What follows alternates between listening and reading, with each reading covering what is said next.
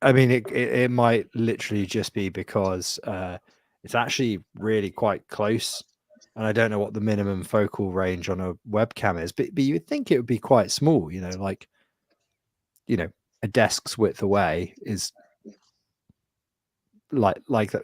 Surely that's literally how a webcam should work, right?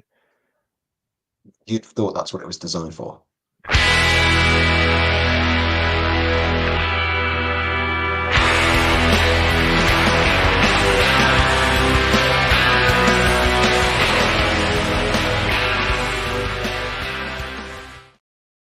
Hello and welcome to Game of Nodes, a weekly podcast from the three of us. This week we have a guest. We have Bendy from the chat. Would you like to say hello, Bendy? Hello, everyone. There we go. Okay, so a guest has spoken within minute one. All of the haters take note. And yeah, so obviously what's happening this week is ETH Denver, and some of our esteemed colleagues have decided that rather than hang out with us nerds on the internet, they should probably make the most of going to ETH Denver because they're on the same continent. So that's what's going on. If you are at ETH Denver and for some mad reason listening to this right now, live or on a podcast player, you should go look up Serp, Schultzy, several friends of the pod. I mean, actually, a lot of friends of the podcast are obviously going to be at ETH Denver. So if you see anybody who you recognize because of the show, say hey, and obviously hit up. If you see Usurper and Schultzy hanging around, say hey and enjoy ETH Denver. We're very jealous. Anyway, what's the big news this week? Is there any news with you guys? What's going on? Bitcoin pumping, micro crash. Bitcoin has pumped significantly in the last 24, it would seem. You can tell something's pumping, right? Because I don't ever notice price action ever. It's just not a thing I notice. And then even when something in my aegis makes me aware that things are pumping, and I'm like, that's actually pretty. That was like me the last 24 hours. It's like, whoa, hang on, are we making money now? But some Cosmos chains more than others. I mean, the hub seems to be doing well. Just Aptos is doing well. Yeah, I'm sure it won't be when next time we have any to cash out. But that was up like 10% or something when I checked. I was like, fucking hell, what's Aptos is up 22% in the last 24. Okay, so it's up even more than I thought. I know that there's some stuff that the Valset or partners, I should say, or whatever, have been told is coming, but I don't know if any of that has actually been announced or will be announced at ETH Denver. And a lot of it is cool, but I would have thought too nerdy to move any price. So it must just be the Bitcoin news, no? Yeah, I think it's just synced with the market. But Aptos has been pretty flat for a fairly long time as well, so maybe it's just having a bit of a catch up. Yeah, maybe. But yeah, I noticed the hub seemed to be pumping as well. Well, no, bit. Hub's actually down over the past 24. Yeah, it's up 10% it's up 13% for a week, but it's still like it had a couple of big days and then obviously just gave up. But that's fine. Got tired and sat down. It was just like I think for 3 days. It was, there's like I can't remember what it's off, but like all these people go running past a guy and he's like standing at the coffee shop out waiting for his coffee, and then he's like, all these people are just fucking sprinting past, and he's like gets into this, starts like jogging on the spot and about to like run off with them, and then they all pass, and he's like, yeah, and just goes back to waiting for his coffee. Is that not just something you kind of hallucinated one day? Is that a really thing? Did that happen? Like, I mean, it might have. I don't know. Comedy show, which country, roughly? Yeah, I've got no idea. It's just something I remember. No idea where it came from. I just remember it. I just at one point in my life. I'm certain It was some media that I saw somewhere. I don't know if it was part of a TV show or a movie or just some shit on YouTube or garbage somewhere. But I saw it, and I'll die by the sword on that. I did not hallucinate it. So, like the veteran avant-garde comedian Stuart Lee, you are saying simply, you can't say that this did not happen because it did, and I was there. Yes. Which I'd recommend actually if you want a very very, very testing long form comedy special, the what's it called? Comedy Vehicle is a good watch if you're into a certain type of comedy, which may be adjacent to not being comedy at all. So right, yeah, market's pumping. What else is happening? What's new with you? The lights fucking suck in this room, that's for sure. I'm in Melbourne at the moment, and I'm not enjoying this light situation. He's not enjoying the city situation. No, I think, it's getting later in summer as well, so it's not getting sunny as early. And now, it's kind of, I think in a few weeks it's going to be dark at this time, which is going to be annoying. And then they're going to cut off daylight savings. Then I'm going to be getting up in the middle of the night to do this fucking podcast. I mean, I feel bad for you, but equally we're on the slow climb out of the misery and despair of winter. And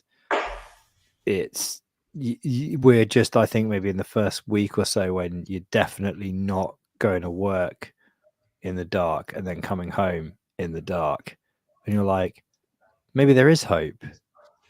It's also not just been grey and drizzly, so that's made me really happy. There's been moments of sunlight that have coincided with my walk to and from train stations, and that's been just magnificent. I mean, cold and windy and still vile compared to whatever Neil's complaining about, but. I mean, we could just do another 45, 50 minutes on different microclimates in the UK, some observations on the weather, some complaining about the weather. But I was on the East Coast, actually. That would also be good, right? I was on the East Coast the weekend, right? And I will say this, is the East Coast is noticeably less wet. Or even grey. It's just cold as fuck. And you're like, huh, that's a winter sky. I do not recall seeing one of those in a while.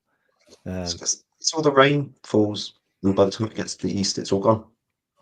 Yeah. So southwesterly winds, isn't it? Yeah, I mean, and somehow all I could fucking think of. So I was up in Scotland, and all I could fucking think of was that bombshell from the Podo the other week, where it turned out the population of Australia was 25 million, and I was just like, it's only 5 times Scotland.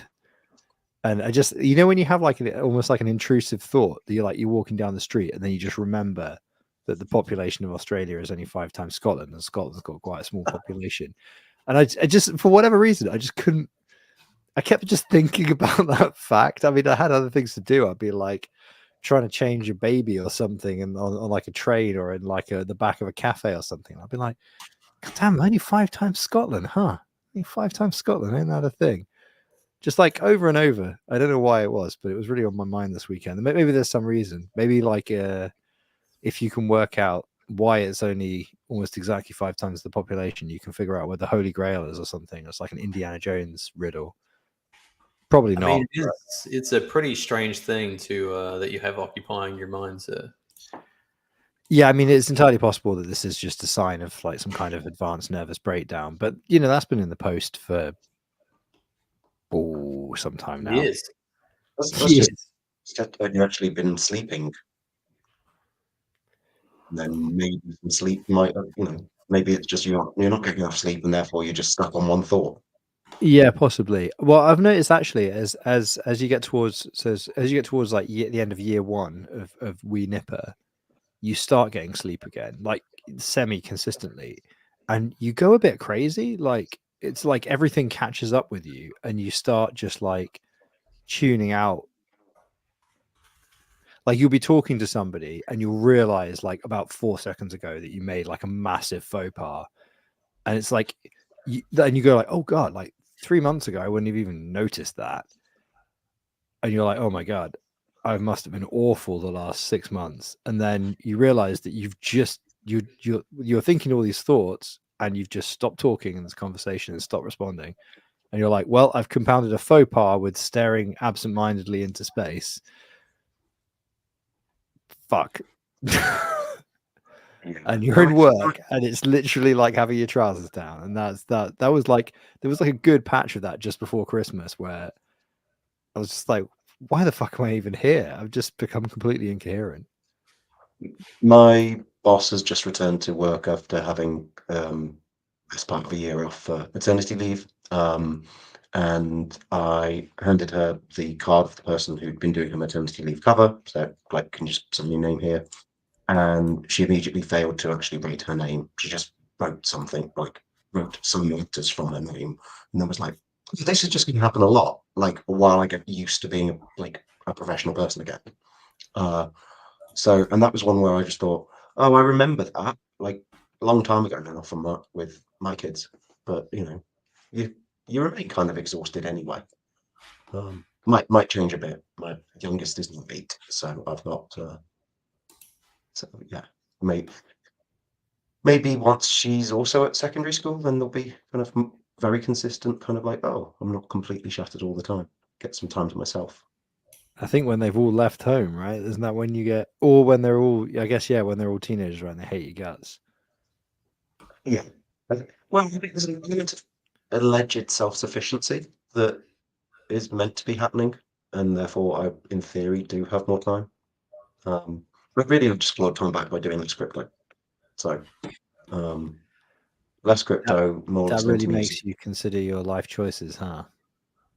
Yeah, but we also want. We've just had a quote for some building work, and I may need to find some sort of 100x gem in order to pay for a life conversion. So 100x gem. Well, I think that's Rama. Although looking in the spreadsheet, I don't see any 100x gems listed. There's just lots of stuff about newts. yeah, I mean, he loves amphibians. It says send newts. I get that. I get that joke. This is what I'm talking about. We're Do you own a bag, Bendy? Yes. I did a thing where I sold what was it, 200 atom for some newt, and ran a poll to see which had been worth more in a month. And it turned out to be newt was worth considerably more. At one point it was 2x that, so it definitely went over 400. It's about 300 and something, I think it was at the moment, for in atom for the same amount.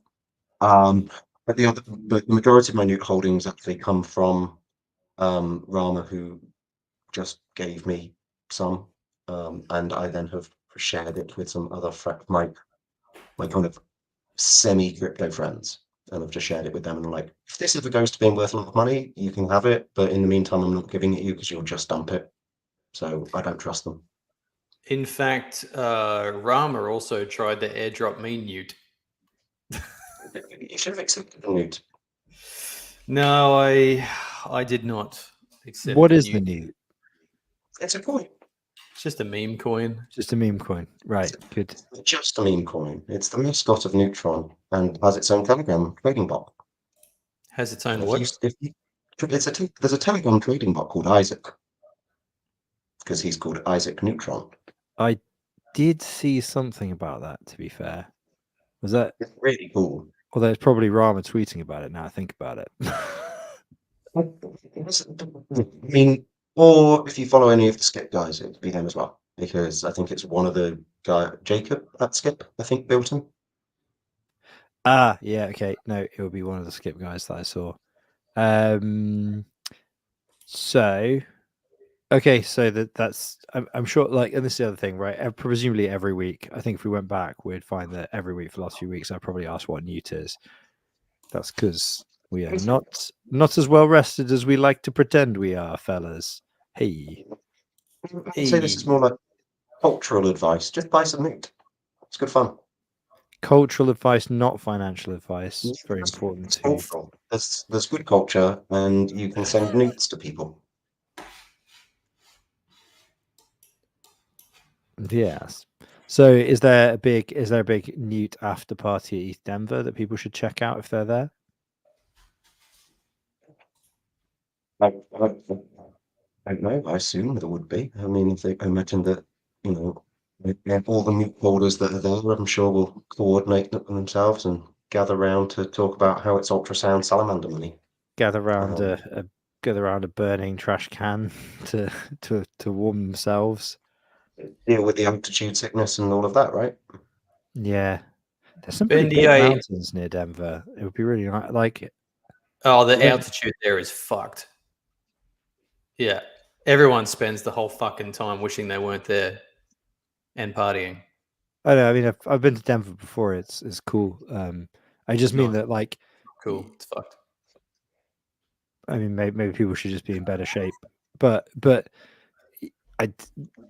I reckon, like, the one thing, because I was just passing through the one time I've been there, and I remember seeing, like, how big the mountains are, and I was thinking, you could probably, like, they're only about 10, 15 kilometers outside of town, aren't they? Like, you could probably just hire a bike and just make a day of it, right? Like, I wonder how high you can get on a, like, as in, like, what's the highest pass up there that you could get to this time of year on a road bike? I think it's pretty high, right? I guess so. It's not very 3,000 snowy, meters, really. maybe. But I mean, the thing they do is like, why are you going to Denver at this time of year if you're not going to ETH Denver? If you're going to go to Denver and then just go, I'm sucking off the conference, what I'm going to do is go cycling, you could just go at a different time, right? Right, but it's a free trip to go sack it off and then go cycling. How is it free trip? Someone's paying. Well, you've got to make paying the money first, but potentially, like, an employer or something is paying. Okay. Yeah. I mean, like, I would guess most people who are at ETH Denver are, like, there on an employer's company card. Yeah. When I'm doing that, I try to spend my time drinking and not cycling. I mean, that's a fair Bendy, point. I am going to have to interject here and say that your microphone is really annoying the fuck out of me. It is like you're mumbling into a trash can out the side of a pub. Wait, let me see if I can just take the thing off the front. If I just sort of shout into it like this, is that better? No, I think it's more like the connection or something. It's like it keeps dropping in and out. It's fucking annoying. We're now into Could Noel's be. technical troubleshooting corner. Shall I just, Like, let me just sit here quietly? Like, maybe just unplug it and plug it into a different hole somewhere, or like not use it. Do you have headphones? No, I'm gonna have to give up and move. Okay. Like, just fucking unplug that thing, take it over the corner, throw it into the corner, stomp on it a few times, and then put your headphones on. And there we go. That is the cultural difference between British people and Australians in an absolute nutshell. Apologies if you paid more than fucking 45 cents for that on Etsy. Probably on Temu, or is that just Serp? Was it Serp who had installed Temu to buy some crap? Fucking Temu. I Man, was. I've been getting you get the scammed ad? for a year, not knowing what Temu was. I just keep getting all of these fucking Temu like emails. I'm like, what is this shit? Never clicked on it because it looks scammy as shit. Yeah.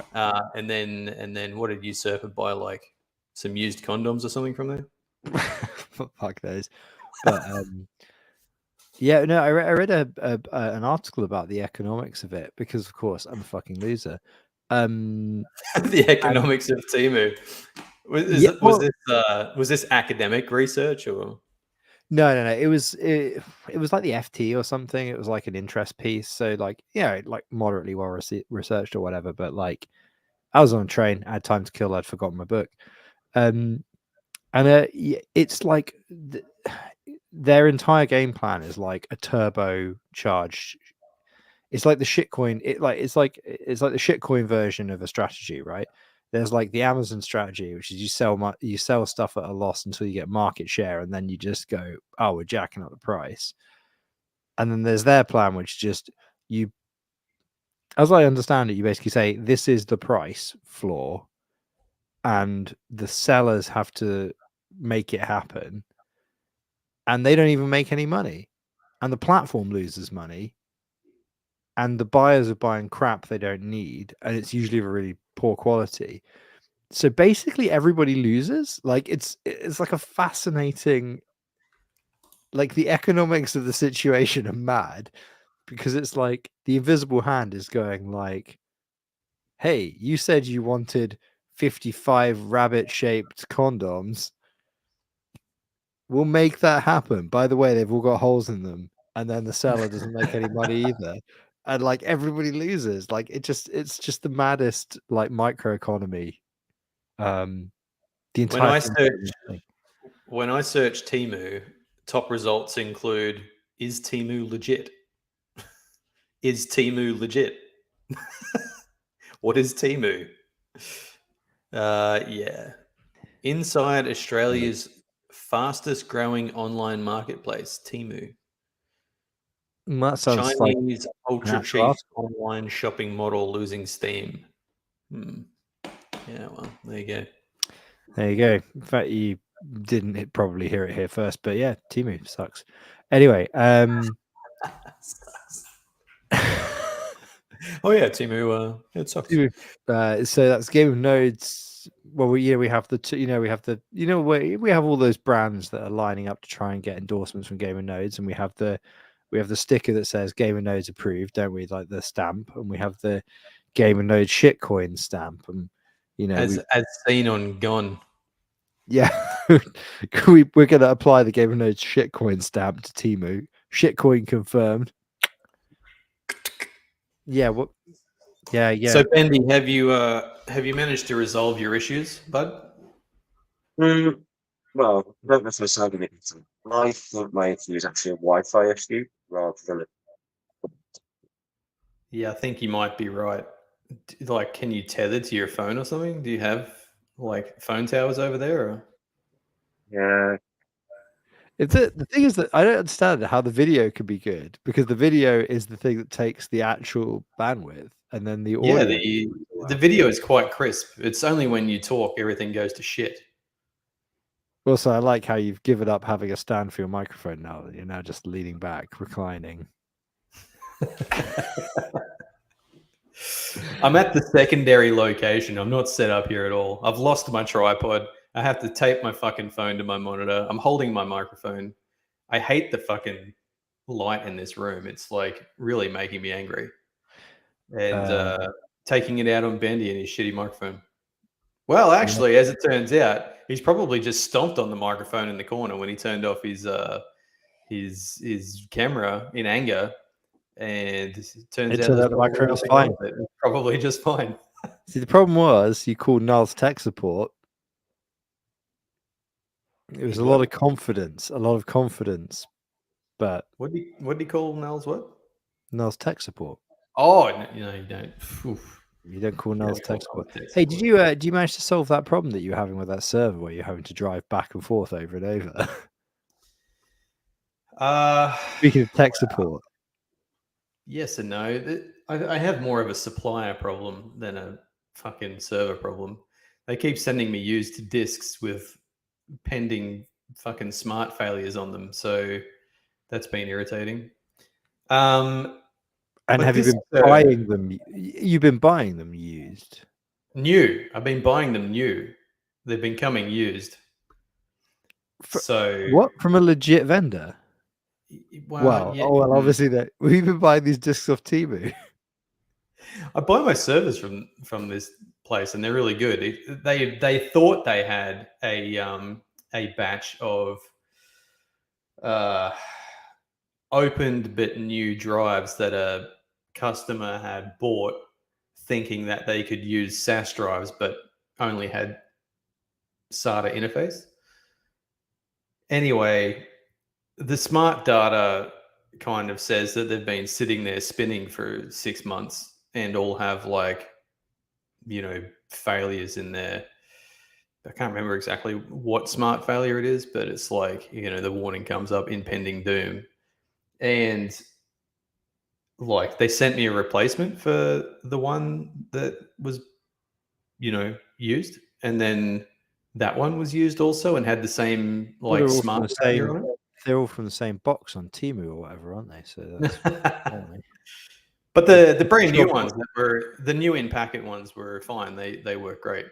And all of the other gear that I get from this place is great as well. So I don't know what the go is with these hard drives. I believe that hard drives are quite hard to get in Australia at the moment. So especially the SAS drives, Exos SAS. But anyway, working through that. But I did just commission a new server. So I flew down to Melbourne on Tuesday, and then it's Wednesday today. Yeah, Thursday. Wait, no, it's Thursday today for you. For me, yeah. Yeah. So Tuesday I flew down here and said hi to my partner. She picked me up from the airport, gave her a kiss on the cheek, and stole her car and went to the data center and commissioned my latest storage server until midnight, and then came home. But it works great. It's an older hardware I got from a secondhand reseller in Australia who does great work for secondhand stuff. Like, the level of service I got from this mob eclipses like new server hardware suppliers. It was fantastic. And anyway, yeah, commissioned it, put some hard drives in it. And do you think they would like an endorsement from you in return for a shout out on the podcast? No. So you're not going to mention who they are then? No. No, because then someone will buy all my fucking secondhand servers I want to buy. All right, so you want to keep them all for yourself, like hoard the hypothetical servers that you've actually not purchased from inventory because you don't need them. I shall hoard my future server stash. Very good. Okay, excellent. Well, I don't have anything as interesting, although I was really, really tired when we finally took delivery of one of the boxes we needed last week for the Aptos stress net, and everything else was kind of mostly set up. And I don't know if it was last Wednesday actually, or whether it was it would have been like literally last Friday maybe. And it was delivered. It was delivered in like a rescue state and all this other stuff from a supplier with like you had to log into like the proprietary hardware manager for the server manufacturer to like start bootstrapping it. And when you just have one of those fucking idiot mornings, and I was just like absolutely banging my head against I had like the instructions. I was just like, oh man, this is why I just do cloud weenie shit on AWS or whatever, because I just don't remember how to do any of this crap anymore. And I just literally I was just trying to set up RAID, and I was like, fuck, I don't remember this being so hard. This is like nothing showing up, blah blah blah blah blah. And in the end I got pissed off and like said something, I think in a chat that Usurper was in, or maybe even directly to Usurper, and he was just like, you're using NVMEs, no hardware RAID. And I was like, yeah, of course. Why have I spent an hour fucking around when it would be software RAID all along? And yeah, so that was embarrassing. But you're too much of a you're too much of a Terraform guy now. You don't remember how to use actual computers. Well, I mean, so legitimately, like when we did our bare metal migration last summer, that would have been the first time that I had run bare metal since 2014, I think. Maybe. So, like everything we'd done previously in the crypto space, we were running before that. We were running AWS, and professionally, that's what I would do. That's. I mean, literally, I built a consultancy on cloud stuff, right? So, yeah, literally, what it does mean that I am sometimes things now. I'm just like pure idiot mode, like yeah, hardware stuff. I've chased it out of my brain a very long time ago, but I'm still operating at the moment with like the confidence of somebody who thinks he knows what he's doing, because I'm like, I did it loads in the past, and it's like, yeah, literally 10 years ago. And so I keep doing these things where I'm just like, this doesn't look right. It's like, yeah, because of this elementary reason that you've just committed to the dustbin of memory. It doesn't work like that. But I like that you're living your best life with all these servers and stuff now. That's cool. I respect that. I think it's Well, they're buying used hard drives. Yeah, it's good to have a mix of stuff. I mean, there's just certain applications that is no good for cloud servers. Oh my fucking god! Betty, you're the lift.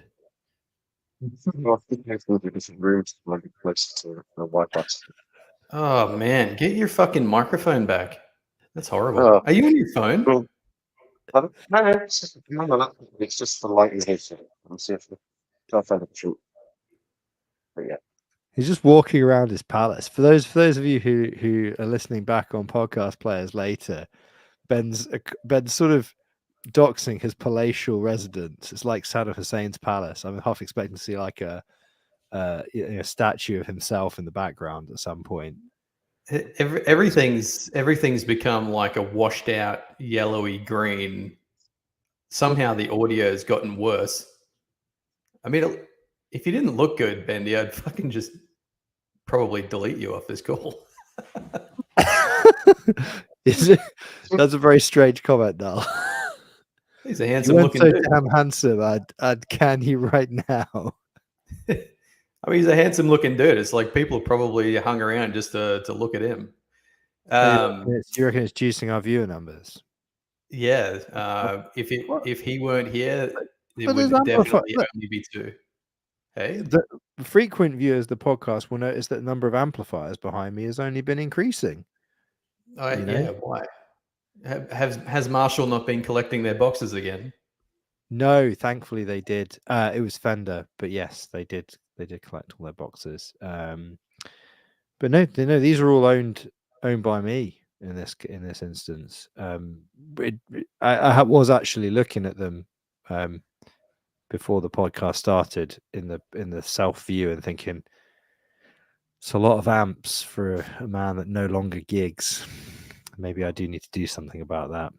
Like, why are them more? Do you jam by yourself in your house? Not with no, you can't. They're all 100-watt amps. They're really loud. Maybe you could start like like pad the room out, start a YouTube channel, smoke a durry and drink a drink at the same time, and like add some tricks in there, and then retire on them fat fucking, social media funds, that monthly check. So, okay, very long time ago, earlier era of YouTube, I did have a YouTube channel for guitar stuff, and as I don't know, I'm pretty sure I've said before that I used to run I've used to run a pedal company. That's one of the things I did in the past, like just a side thing. But the raw material cost shot up after Brexit, and it just made it fucking disaster to try and work out how to move forward. So knocked on the head. But yeah, the entire other chapter of life. I never knew that. I'm glad that Rama likes my house.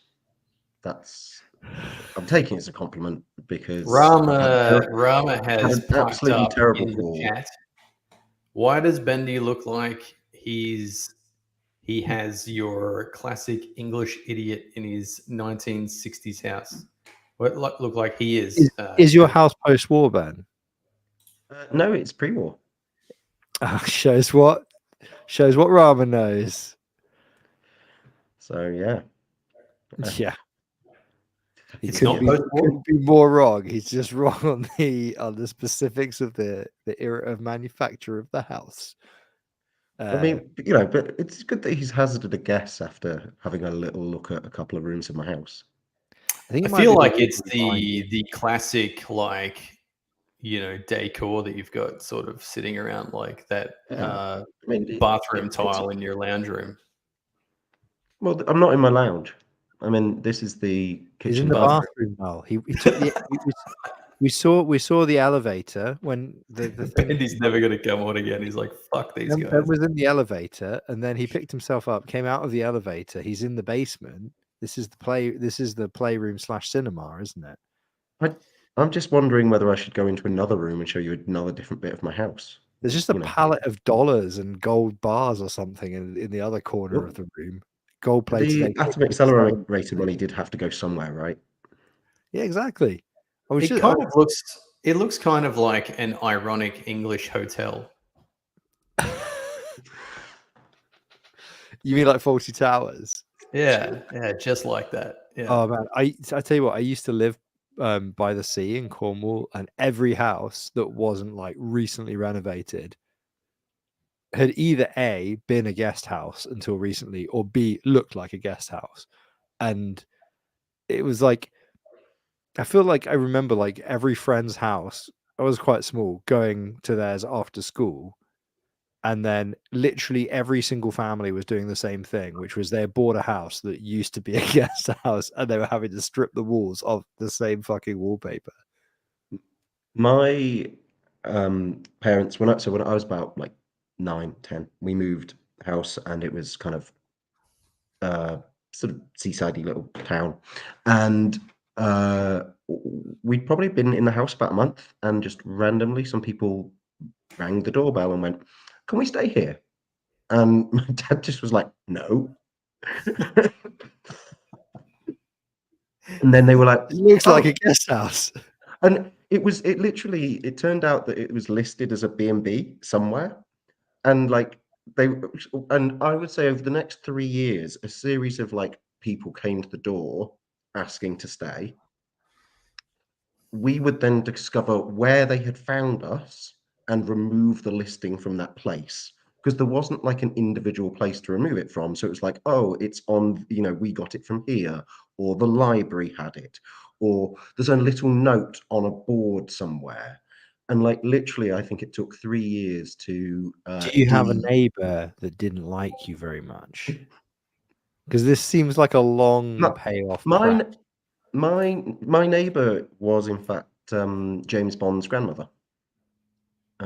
Daniel Craig is James Bond rather than any of the others. Oh right, I was going to say, surely Ian Fleming's grandmother would have been long dead. No, but James Bond's the actor, not the writer, right? Yeah, it's true. Wow, I mean, James Bond's the pseudonym of the person that also takes the 007 mantle, potentially. Whatever. Yeah. Covered in past episodes of the podcast. You have to check back, folks. Or just look on YouTube. Also that. But I do remember there was a period of time, I believe he was dating Kate Moss, and there was a period of time where his granny got a bit worried because Kate Moss had a reputation for taking a lot of drugs. She had a reputation. Hey, so I started rewatching Sharp recently. There's a lot of things about that, but anyway, in the second episode, I think, whichever one corresponds to the first original book, Sharp's Eagle, Daniel Craig is in it as like a bit part. He plays one of the random lieutenants, and you're like, is that Daniel Craig with like a mop of hair like 20, 30 years ago or whatever? And it's really weird. He looks exactly the same, except he must have been like really quite young comparatively. The first thing I remember watching him in was Road to Perdition. Who is he in Road Perdition? Well, I hope he was, because it's quite a vivid memory I have, and now I'm thinking I'm wrong because you tend to know everything about films. Is he? He's not the son, is he? No. Okay, well, I'm going to need a citation on that because I remember him being in Road to He, Perdition, but I would yeah, take. I could believe it. he is in Road to Perdition. He's Connor Rooney, and Paul Newman is John Rooney. Yeah, he is the son then. Yeah. Huh. That is legitimately that's below my mind. I'm now gonna have to go rewatch Road to Perdition, which was Well, quite a good film actually. So yeah. I hope this makes up for the terrible audio decor and everything else other than, you know. Noel's just doing some work. He's like, I don't care. I've tuned that out. These are other films I'm not going to watch. It's like it's just another. What is that film? It's probably some dour British thing about country houses. No, it's about gangsters now. You know? Yeah, you lost me. Yeah, you see this. You watched Slapshot, didn't you? I did. That had Paul Newman in it. Oh, Paul Newman. Yeah, I know.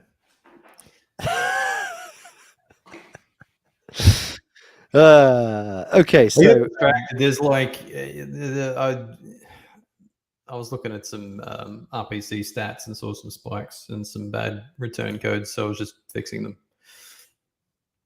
how fixing them? How? By fixing the problem on the Or server. the problem?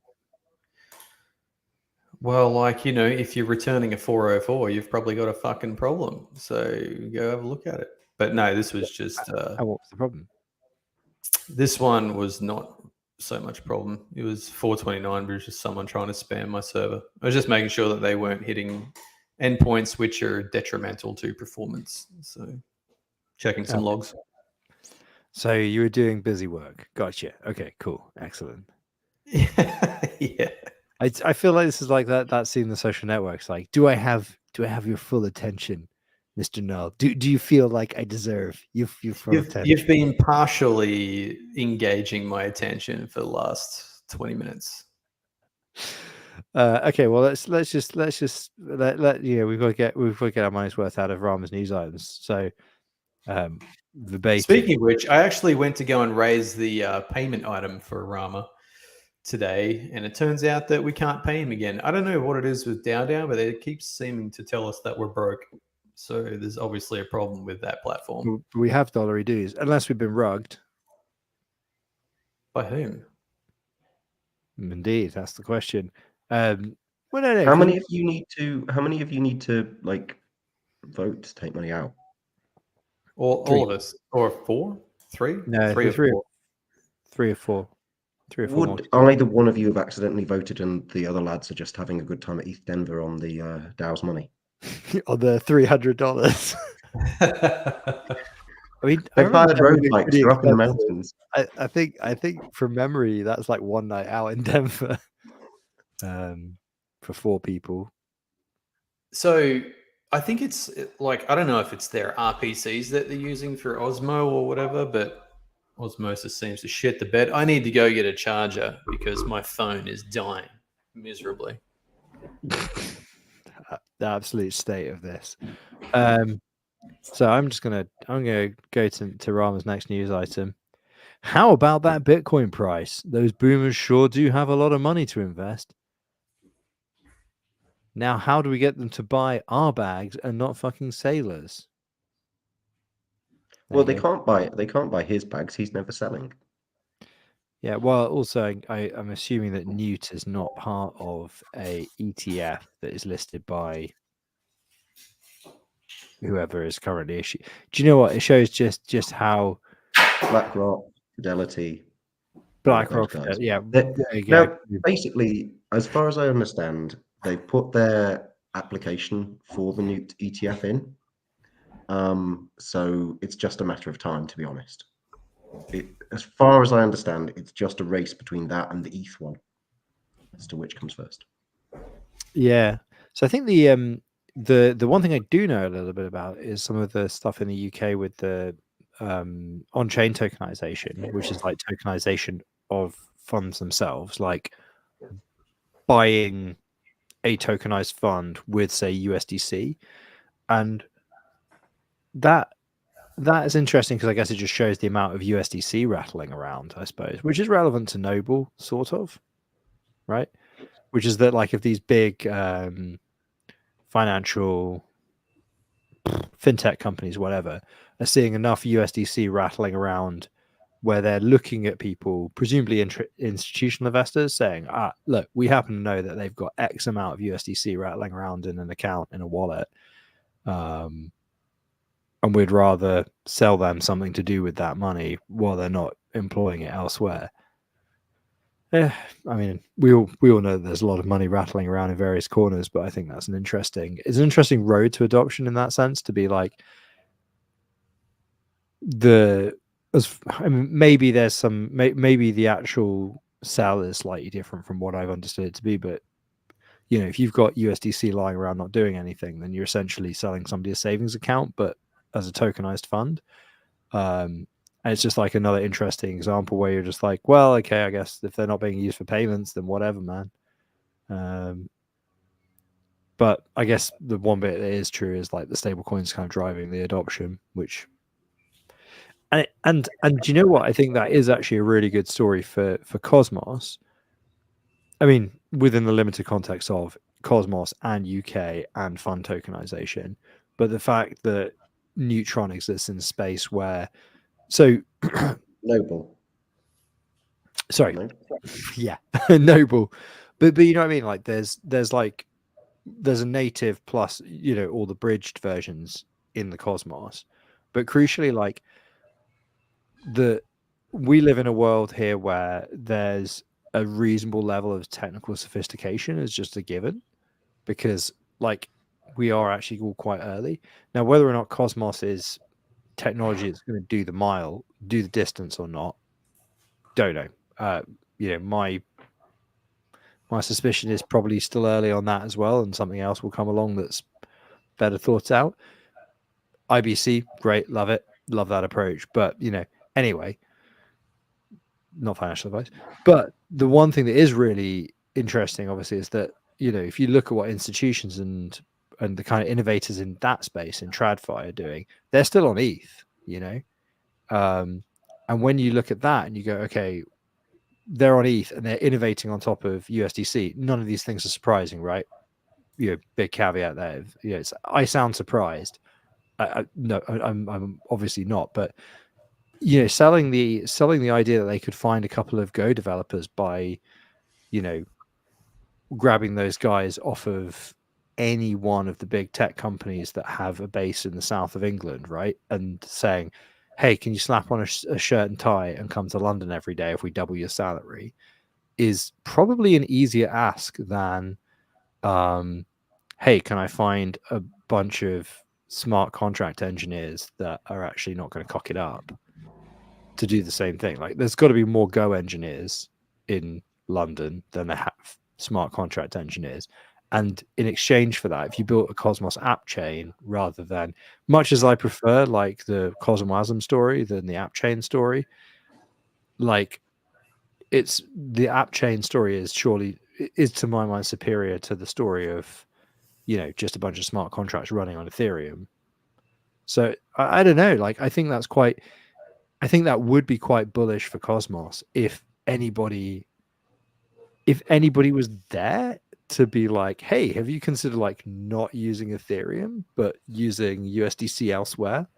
Yeah, well, I know that Elena has those kind of conversations. Because like, this is, I don't think this is any sort of alpha particularly. Like, Noble is not just there to do USDC. It's going to do lots of other stuff. And that's the whole purpose of it. And the idea is, like, it's just there to do, tokenized representation of stuff. Whether that's, and then that certainly that's where they think there's a space. I mean, again, then there's questions of like, will they have their own token? Polkadot in turn will tell you that's the reason why they probably will stay as proof of authority rather than going into proof of stake and whatever. There's lots of stuff that then comes from it in terms of like, how do they navigate any regulatory kind of stuff, and how do you keep the different kind of effectively your different clients happy, because you would have Circle and whoever else, right? And they would be the kind of clients that would want you to have your app chain doing what it does. And but then, you know, the fact that you have IBC and you're just able to connect into all these things that might use it sort of seamlessly, as it were, is really appealing. And I think that if you know, in that, I don't know, like from my point of view, I don't care what language the tech is in or what. I think the main thing is that stuff gets to play with each other, but that you can build your own to the spec that you want so that yours is fit for the purpose you're building it for. And then people can go and do whatever they want with that stuff and don't have to all have the same security assumptions. And that all makes total sense to me. And it's like, so Cosmos chains don't need to be using the Cosmos SDK. They don't need to be, you know, in any particular language, and they can be smart contract chains or they can be stupid contract chains, whatever. Like, it doesn't matter. It's like the fact that the reason that I always thought Cosmos made sense was someone wants to build a thing and they want that thing to work with other stuff. Like, at a very fundamental level, that basically is how the real world works. Why wouldn't you want your digital world to work in that way? There's a lot, like everything else I think is kind of overcomplication of it, and it's because we're close to it and in the detail. But when you were talking about being early, like, my thing is none of it's going to last. It's all wrong.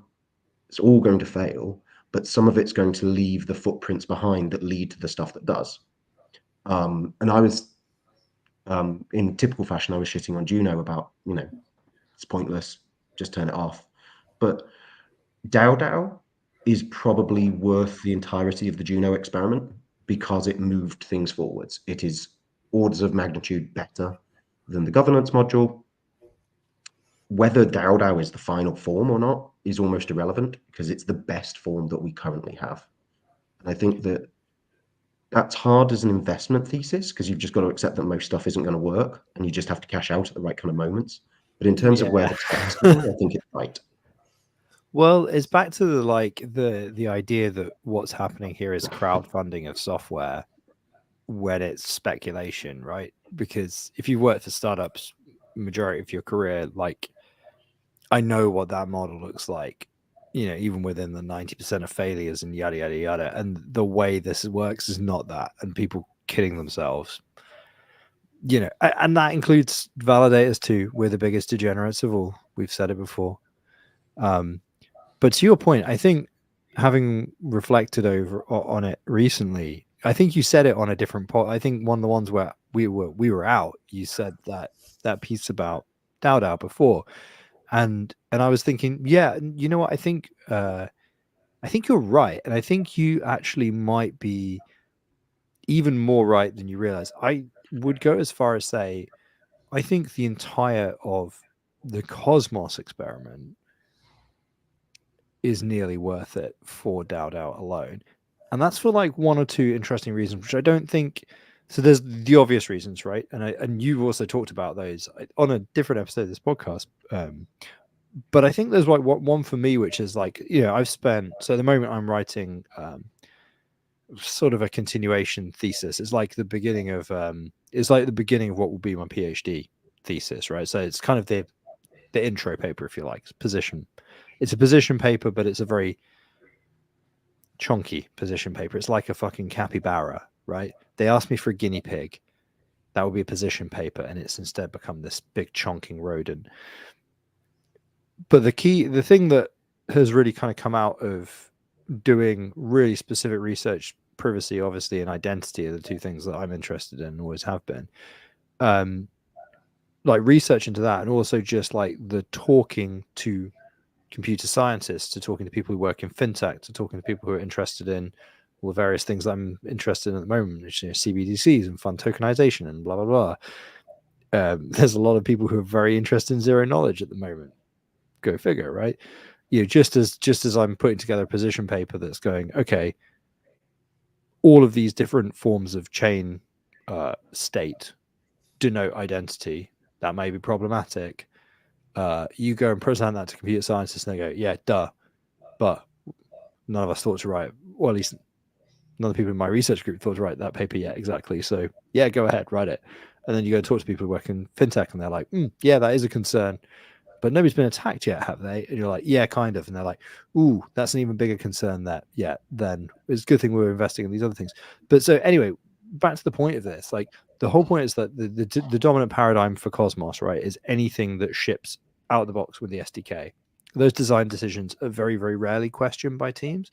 And the way that accounts work, the way that things are public and whatnot, that kind of almost goes all the way back to Ethereum's model for these things. And I think that the one area where that really just works, and I think won't be completely superseded in the future, is certain types of voting systems and certain types of open organizations. And so actually in that context, like with all of that caveating I've just done before, like I think that there are certain types of radically open organizations that you will see in this new space that rely on DAO. And I think actually the things that DAO have realized by making those tools available, and to be fair, you talk to Jake or talk with any of the other early DAO folks, and they were aware of this from the start, right? Is that there are also limitations to open voting, and they're also working on and building those tools too.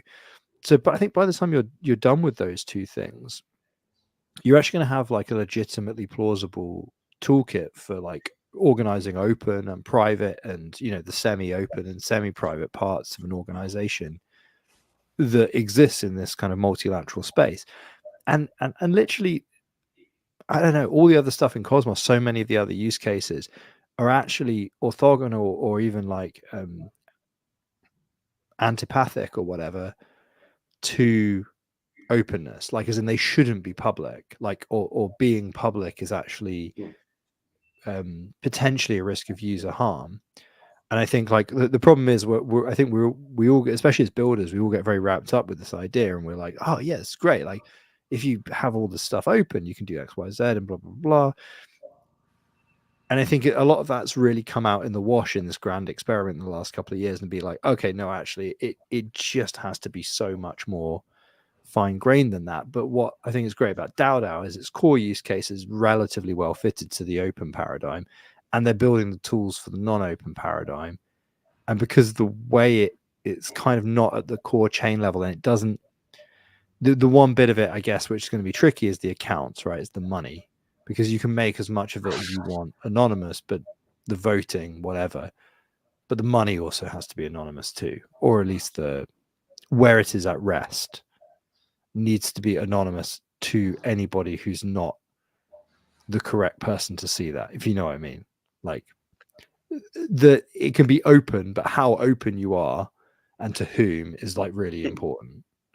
It's a shame that Schultz isn't on the call, because I'm sure he could tell us sort of some of the stuff around what Secret does versus the other privacy chains that are coming, and kind of what that potentially means. Because I think that, as you said, identity and privacy feel like the two big areas that have not been resolved yet. If you really wanted to do some serious work on chain, or replace an organization with something on chain, we're not there in terms of, and like, it's funny, like thinking about work that I'm doing, in real world, like there's loads of stuff that I do that I desperately don't want our customers to have full access to, because they wouldn't understand enough of the context for it to make sense, but they would think they did. And we've seen that play out in Cosmos, where people have just sort of got a bit of data and then shouted about it quite loudly. So are you guys familiar with like how Alio works, or Alio, or however they say it?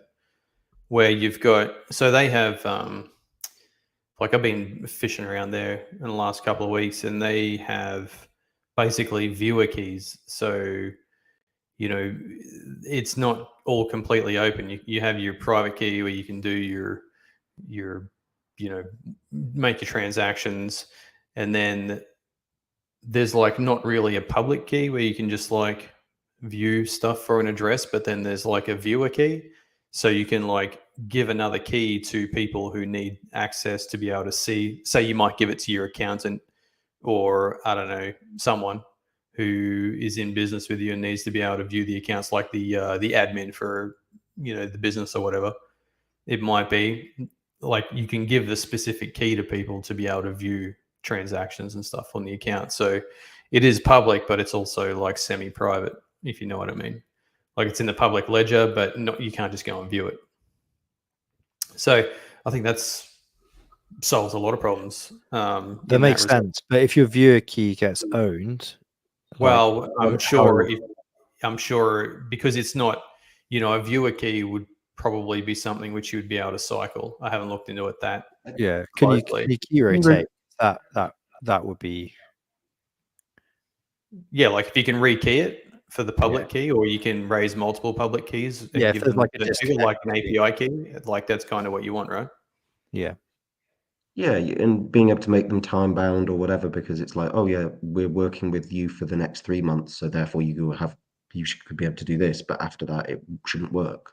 And like, there's levels of sophistication that we need to get to, and I think will happen over time. But that's where I'm like, you just the time banded things would be interesting, because if it was like, I know in the Cosmos ecosystem, say if say something like that did exist, like a time banded key, then like potentially, once your key runs out, you're not supposed to have access to like any of the history anymore, right? But what if you just like partially sync an RPC and then query it?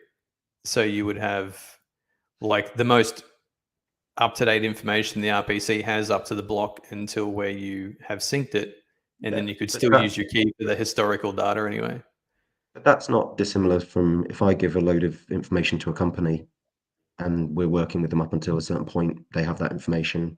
They could take copies of it and they could illegally make use of that, and then I can take them to court.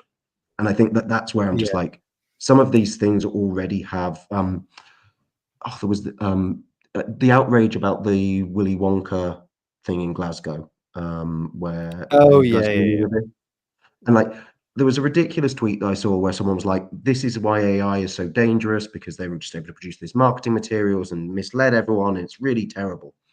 And I'm there just going, trading standards can literally intervene regardless. It doesn't matter that the tool was AI. If a designer had made that poster, it would still be the problem, right? Like, but people get so blinded by being in tech that they think that what they're doing is new, and it isn't. That like it's like, and I know that sounds. So I think you might for viewers and listeners that aren't familiar with the hilarious Glasgow disaster that you've just referenced, Bendy, you might have to just explain. Okay, so paint, or put into your AI of choice that it will create a picture of a immersive Willy Wonka inspired magical land.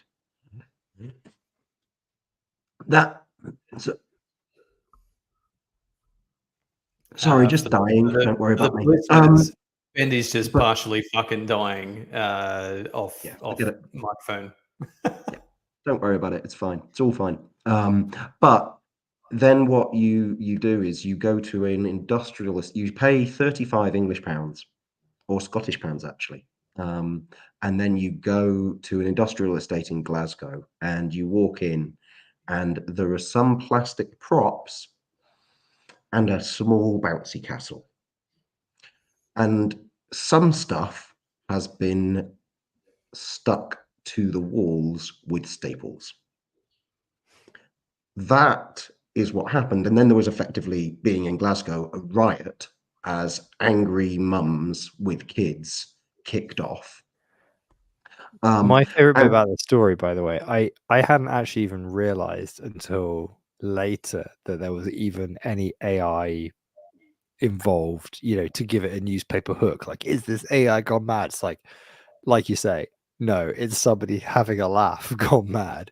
But I saw this bit which said that as the children were like at the end of the experience, which bear in mind is the end of the experience is the beginning when it's an empty room in an industrial estate with a bouncy castle.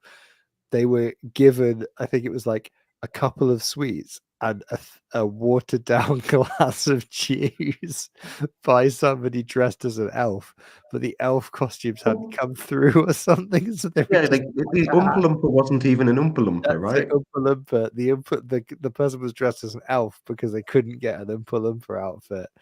It was just some poor like student actor with watered down orange juice with kids literally crying their eyes out at him, just being like, "What am I doing here?"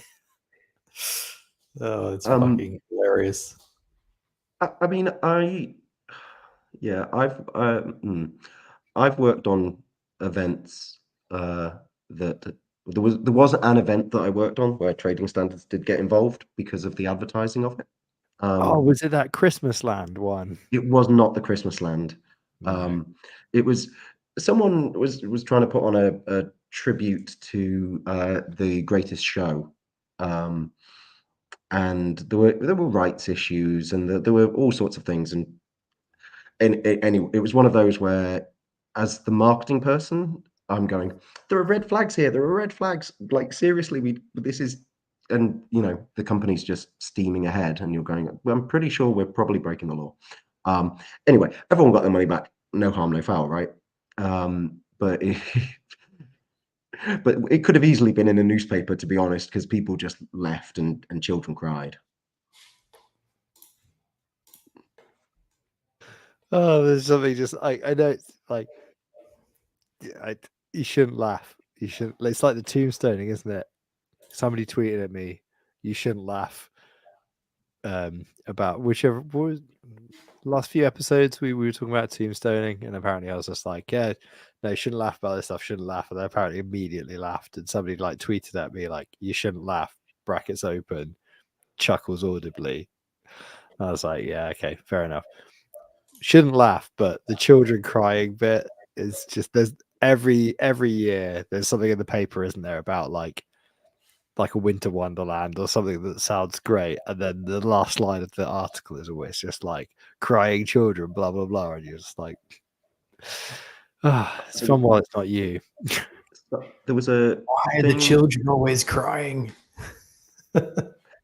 Because they had the expectation that something in life might not turn out to suck because they haven't yet learned. No, there's But no. they're just future shitcoin buyers who are then going to Are complain future that shitcoin buyers. Oh, tell you what though, right? Here's something that isn't a shitcoin. I went to the fucking zoo the other day, right? Okay, that's not the story. I saw a lion, right? And the fucker comes up to the edge of the cage, and like lions and tigers, they have like total contempt for you, don't they? They're like, if this glass wasn't here, I'd fucking nut you, mate. That's what they look at you, and they're like, you're not so big, you're not so tough, and you're like, God damn it, you really hate me, lion guy. And then I was like, okay, cool, right? That was wild, a bit weird to see a lion in a cage. I was like, yeah, zoos are weird, huh? Anyway, started like toddling off as you do, right? And there's like this big like fake sounding roar thing as I like walking down this little garden path thing, this themed path, and it's telling you all about lion conservation and this and that. I'm like, oh, that's a bit fucking cheesy, isn't it? A bit of a lion roar. All right. No, it's like Chessington World of Adventures or something. And then I keep toddling along, and there's another roar, and I'm like, oh yeah, okay, yeah, roar, roar, roar. Like, go to the little lad in the baby carrier. I'm like, do you hear that little one? Blah, blah, blah. Come around the corner, and there's a fucking lion. There's a second lion. I didn't realize there were two lions at the zoo. There's a second lion also right up against the fucking thing, and he's just roaring. And I was like, oh fuck, that really loud roar. That's a fucking real lion. He's just chilling there. And again, he's just like, I shit you not, he fucking looks at me and then just licks his fucking lips. And I was like, do you know what? Fair play to you, lion guy. I'm going to get the fuck away from your enclosure. It's also the only one in the zoo. Everything else is like, it's like the penguin enclosure, and then the lion enclosure is like fucking locked down. It's got those huge pillars with the overhangs and stuff, just like out of Jurassic Park. And you're like, These lions are already beaten. They're in a zoo. What can they do? And then you see it lick its lips, and you're like, best to be safe than sorry, you know? Actually, build that wall a bit higher, maybe. You know, just an idea. I've got a very dear friend who works at he works in marketing at a safari park. They had two tigers, male and a female, and they were trying to mate and be kind of encouraged to mate. And Tiger takes Lady Tiger into the bushes and then just kills her in the bushes. And the staff had to then basically go in to the murdering tiger thing and retrieve the dead tiger, and then work out what the hell they do with it's behind the cage, right? Even though it's in the safari park, you don't actually drive by the tiger because it will have you. But this is now a murdering tiger, and so they have to I forgot what it was. It's they spent another £1 million making the fence fancier, in order to keep everyone safe. And it's and I was just yeah. He was like, well, you say all good publicity is good publicity. I was like, not that one, not the one where what we actually have here is a wild animal that is going to kill you. Well, also, I know they're solitary, aren't they? That's the thing. The tigers are not supposed to hang out with each other. But they had to they did it all correctly, as far as I understand, where they introduce them. You know, they send each other romantic letters or whatever it is that they do as part of their courtship, and then dick pics, you know, the standard. I imagine for tigers, they seem quite pushy. But yeah, anyway, dragged her into the bush. They thought for just a bit of privacy, but actually for murdering. That's fucked up, man. I mean, tigers kind of look like. Yeah, I don't know why it bugs me that I'm like, oh, obviously, if it dragged an antelope, it just rips its head off. You're like, tigers will be tigers, but if it kills one of its own kind, you're like, you're a monster. You're a tiger killer. Yeah. This is the thing, though, right? In nature, killing other species, sound, not a problem. Just fill your boots, right? Killing your own kind, evil. It's not on, is it? I've just started reading. I needed a break from reading worthy stuff and also reading fucking papers all the time. And I've just started reading a somewhat trashy fantasy novel, and or maybe it's well thought of. I don't even fucking know. But I was recommended it, and it was just as this is really easy reading. And I was like, that's what I need right now. There's the second they have some old guys, and they're like, the first law is, I don't know, something ominous about not crossing the other side. I'm sure that will come back in the third act and be bad. And the second law is, don't eat your own kind, which I'm sure will also come back in the third act. But I was like, Mr. Tiger, the second law, apparently from this book I've only just started reading, don't eat your own kind. But I was like, that is quite good world building, because they basically laid out these three kind of gibberish sounding but obviously significant points about the world.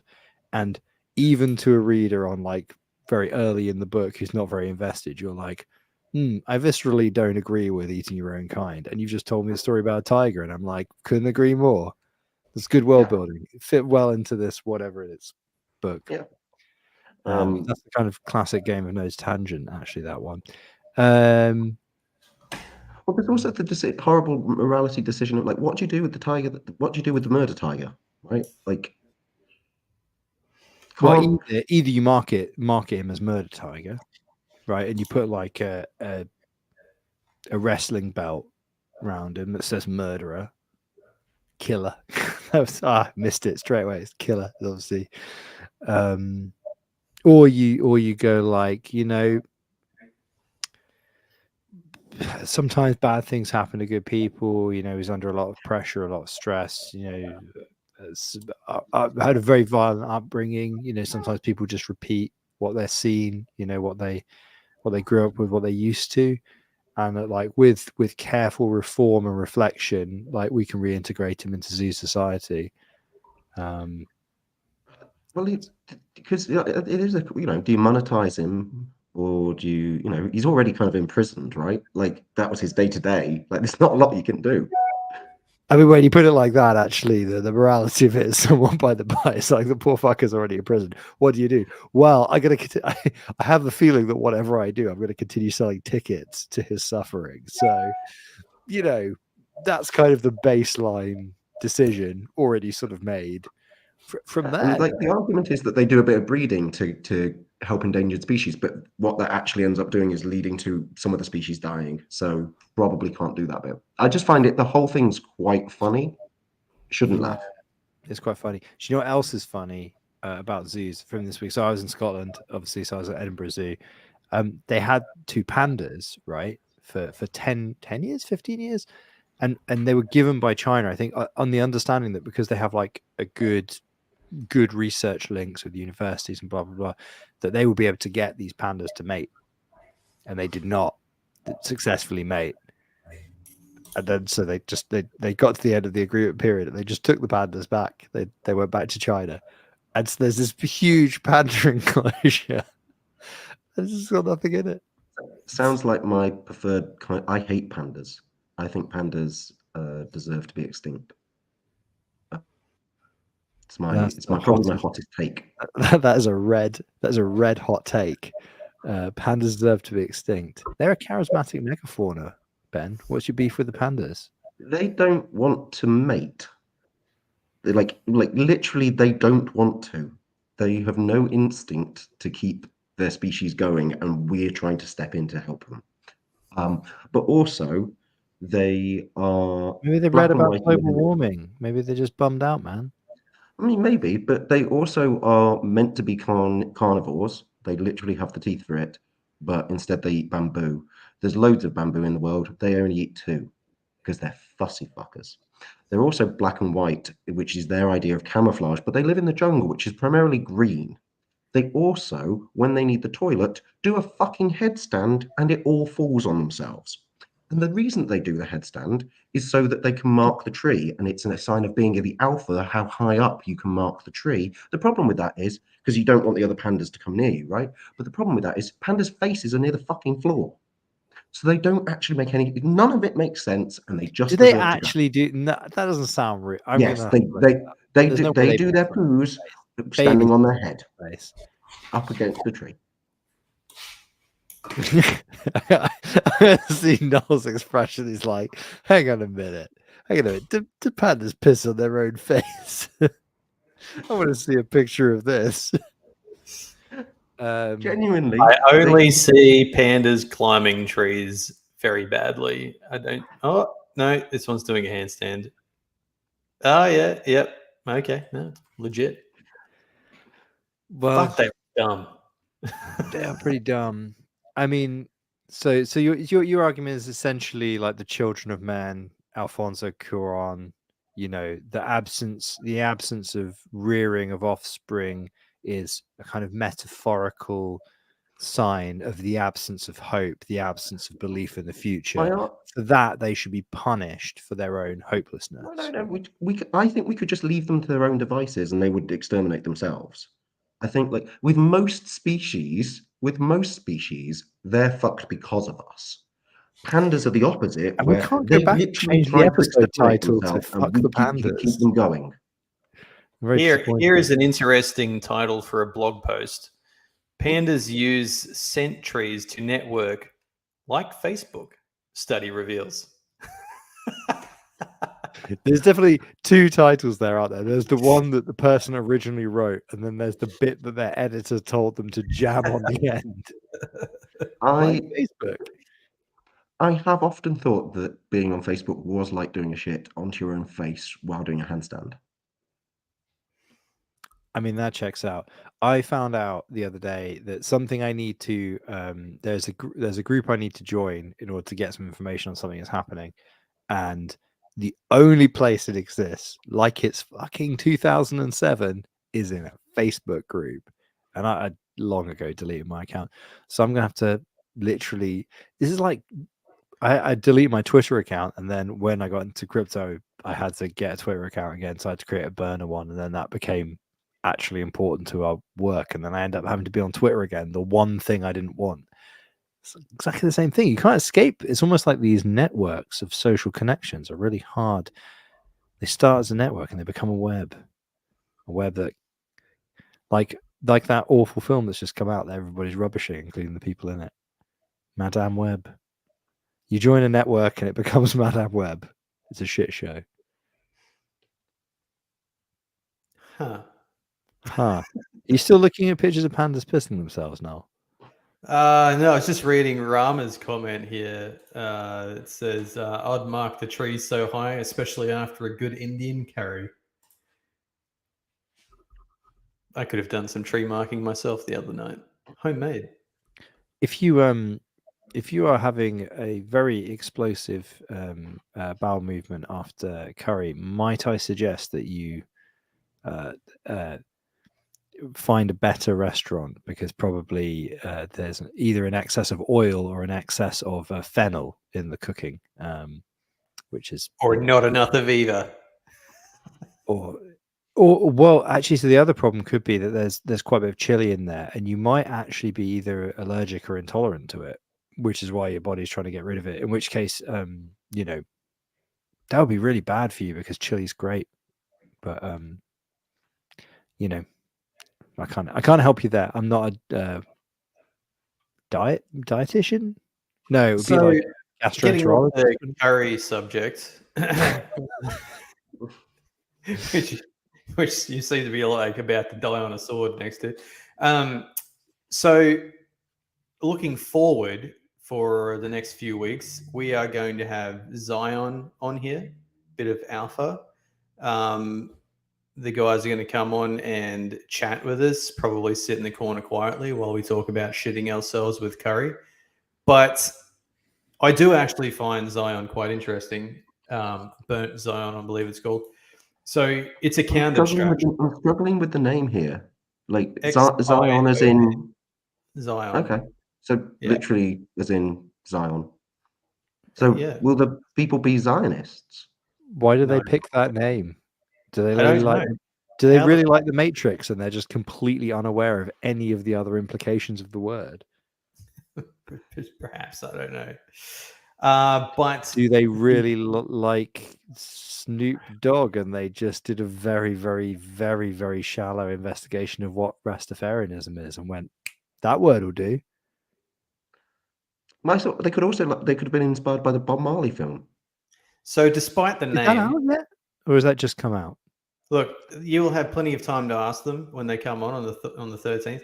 But anyway, I actually find this chain quite interesting with the account abstraction. There is like no, well, you can have a seed phrase, but you can also use email addresses and other stuff for account verification. It's pretty interesting from a user perspective, anyway. So, like Sui. Sure, like Sui. Don't know. I've never used Sui. You can basically log in with a Gmail. Oh yeah. Well, I mean, this one, I believe you can log in with many, many, many different things. But yeah, it'll be any OAuth provider. So same as Sui, probably. really. Yeah. Well, you can bring that up. It's the new hotness. It's the new hotness.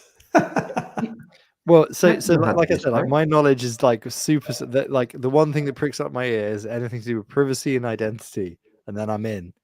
And so I know that one of the things that is hot right now is is using OAuth and OIDC type providers to on. So the reason people are doing it, right, is to onboard users without them having to do the shakeroo with private keys and stuff, right? But depending on how you implement it, there's an additional benefit which is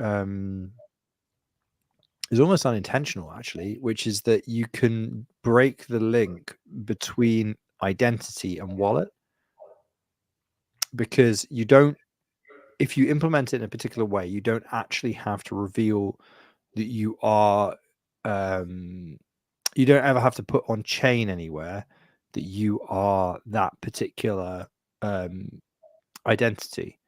because it's all done via the same token exchange mechanism as it would be with an untrusted website. Like, so I could sign. There are websites that I don't trust where I can sign in using my GitHub user account, right? Using OAuth, same thing, where they get a token that will authenticate me for that session, and they can store that as something, but it doesn't actually contain any information with me about me. Well, actually, it's a bit more complicated than that, but that's conceptually how it works. And so, like, there's similar things at play with this kind of system, and you can get a similar kind of separation of an account and an OAuth identity provider or whatever. So it's kind of interesting. Depends. The really interesting thing is what kind of security model you have in your chain abstraction as well, because you can give more or less privacy, basically. I'm not an expert on it because there's some cryptography involved, and that's not my big brain for me. But I just know that bit. Well, I do not know much about it. Looking forward to learning some about it, though. I mean, I used it in the testnet, and it was quite good. It works. So, can you look up? So, if you wanted to look up your balance, how do you look it up? So you just log in, basically. So, but are other people's balances public? Is what I mean. Other people's accounts? I don't know. I get, like, presumably there's an explorer of some description. The extent of my use was that I went to a website, I logged in with my email, and then I made some like swaps and stuff on the testnet just to play around with it. But I didn't actually find a browser or anything to look through. But presumably it would be like every other Cosmos chain. You could probably use, a MintScan based type browser with account numbers and stuff. It's just, I guess, the authentication behind the account numbers is different. Yeah, well, that's the question, isn't it? It's just how much they're storing, I suppose. Yeah, I mean, yeah. Again, ask them all about it when they come on. So,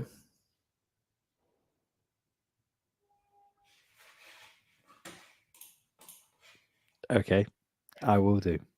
Thank you. Now.